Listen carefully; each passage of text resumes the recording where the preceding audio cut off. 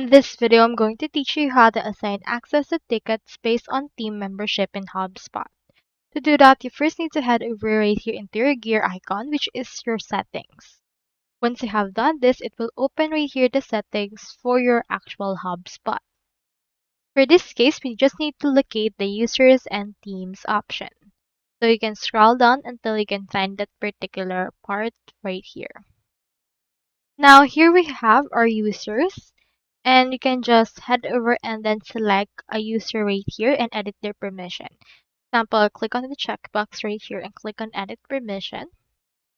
And then after that, you can head over and then assign them access to particular tickets. So for example, you can choose permissions right here. You can assign them a seat depending on what you want and review their access for this case as well. You can also locate or change a view permission to their team's objects or team only and check the unassigned box if you don't want them to unassign tickets. So that's all there is today, and if you haven't signed up for HubSpot yet, make sure to use your affiliate links given in the video description. Thanks for watching, and I will see you in my next video.